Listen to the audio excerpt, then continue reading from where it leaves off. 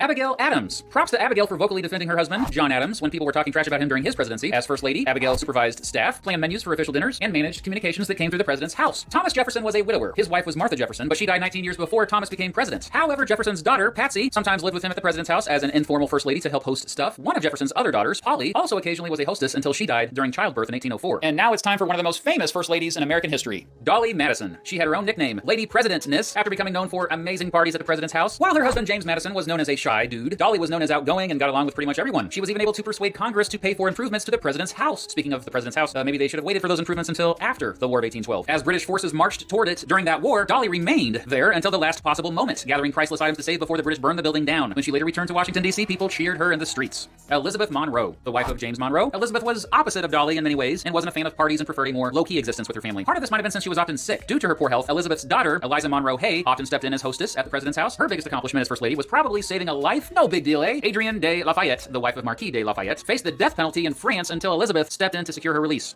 Louisa Adams. The wife of John Quincy Adams, Louisa is one of only two First Ladies born outside the United States. She was born and raised in London, and that's where she eventually met John. During John's presidency, she suffered from depression and overall bad health. Despite that, she still managed to regularly entertain guests. While living at the president's house, she was known to regularly harvest the silk from silkworms and play her harp, which she was quite good at. Andrew Jackson was also a widower. In fact, his beloved wife, Rachel, died just days after he was first elected president, so she never officially served as First Lady. That role would be filled by Rachel's niece, Emily Donaldson. She moved into the president's house at the age of 21, and her husband, Andrew Jackson Donaldson, served as President Jackson's private secretary. However, Emily and President Jackson got in a big fight during what became known as the Petticoat Affair. Long story short, Jackson sided with the Eatons, Emily did not. This argument led to Emily no longer acting as First Lady, and toward the end of President Jackson's second term, Sarah York Jackson, who was his daughter-in-law, served as the White House hostess instead. However, some historians say it wasn't the argument over the Eatons that led to Emily no longer being First Lady, but instead her long struggle with tuberculosis, which she died of in 1836 when she was only 29. Hey, speaking of which, the next president, Martin Van Buren, also lost his wife, Hannah, to tuberculosis. She was only 35 when she died from it in 1819. 18 years later, he became the third president in American history to assume the office as a widower. However, Martin's son, Abraham, married a woman named Angelica Singleton, who was introduced to him by, wait for it,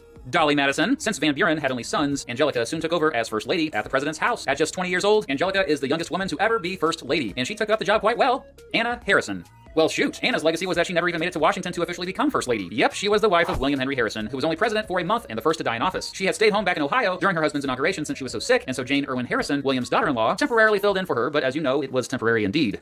Letitia Tyler. Despite having a stroke that left her paralyzed before her husband John became president, Letitia still managed to carry out many of her First Lady duties, with the help of her daughter-in-law.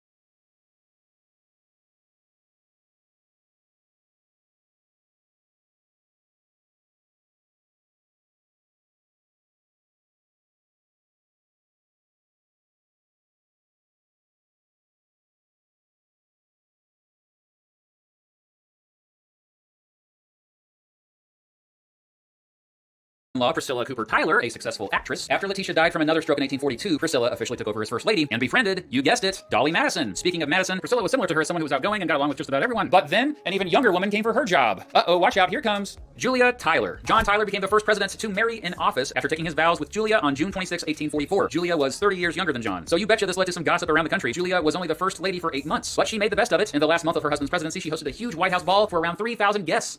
Sarah Polk, the wife of James Polk. Sarah was a quite popular First Lady, maybe because when James first took office, she sought the advice of, Dolly Madison. Dolly Madison, okay? Oh, dang, is that a photograph of her? Anyway, what made Sarah really stand out is the fact that she closely advised her husband throughout his entire career. Whenever he had to make really important political decisions, he first sought her advice. She even read political documents for James. And again, this all started because she thought he worked too much, which he did, and James asked her to help him out. Seriously. Margaret Taylor.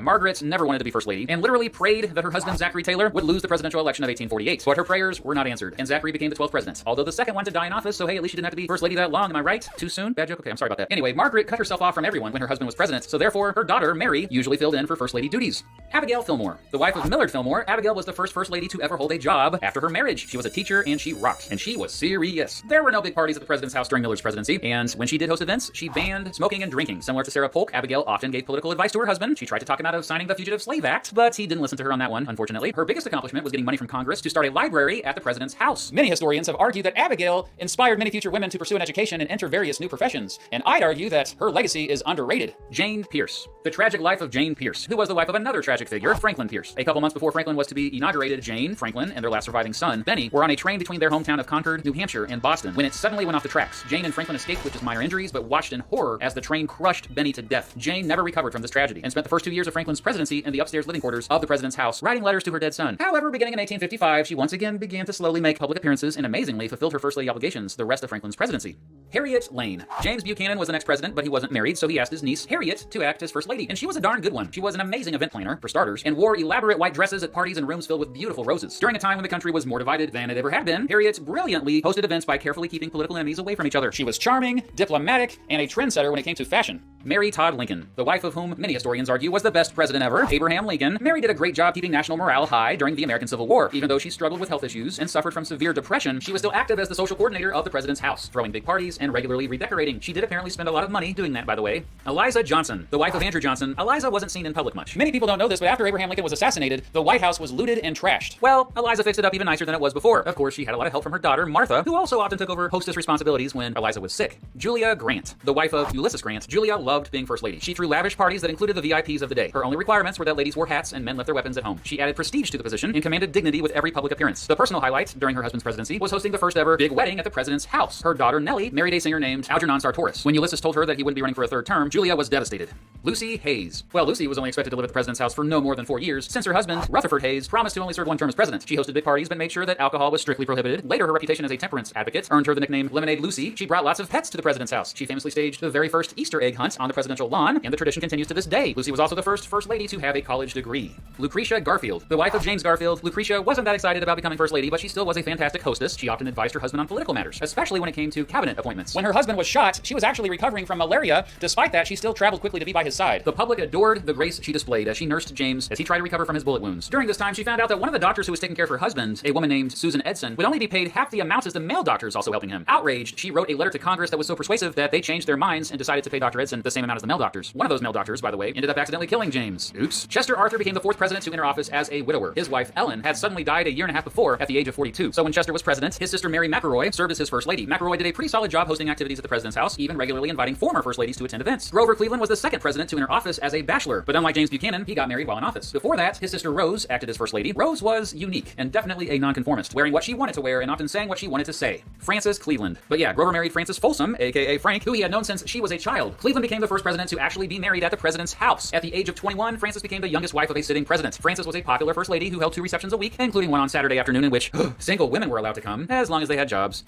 After Grover lost re-election in 1888, Frances famously told a caretaker at the president's house, quote, "I want you to take good care of all the furniture. I want to find everything just as it is now when we come back again." And come back again they did. They became the first couple to move out of the president's house, but then move right back in 4 years later after Grover won the election of 1892. By the way, Frances was so popular that she often appeared on campaign posters with Grover. During that second term, Frances gave birth to 2 children, Esther and Marion, who joined baby Ruth to make the president's house a lively place. Caroline Harrison, the wife of Benjamin Harrison. Caroline stayed busy as first lady raising money for local charities, arranging renovations to the president's house, and establishing a china collection there. She supervised the installation of electricity at the president's house, and she tried to convince Congress to expand the building, but her efforts came up short. She became the second first lady to die in office after dying from tuberculosis shortly before Benjamin lost the election and Grover came back. Benjamin's daughter, Mary, served as first lady for the last few months of his term. Ida McKinley, the wife of William McKinley. Ida struggled as first lady due to epilepsy. Although this was hidden well from the public, she often was right by William's side, since she regularly got seizures. And when I say hidden, I mean when she had seizures next to William at the dinner table, he would literally cover her up with a big handkerchief. Despite her poor health, Ida often traveled with William on long trips as William worried about leaving her home alone. Edith Roosevelt, the wife of Theodore Roosevelt. Edith stayed pretty busy at the White House. She oversaw renovations and hired the first White House social secretary, which I didn't even know was a thing until I researched for this video. Edith held big parties and events like an elaborate wedding at the White House for her daughter Alice and a, quote, coming out party for her daughter Ethel. Historians generally agree that Edith was highly intelligent and had quite a bit of influence over her husband. She was the first lady to travel abroad while in office and acted as a liaison between her husband and the British diplomat Cecil Spring Rice when negotiating a treaty to end the Russo-Japanese War. Hey, so maybe she should have gotten that Nobel Peace Prize, not Teddy. Helen Taft. First of all, look at that hat. Heck yeah.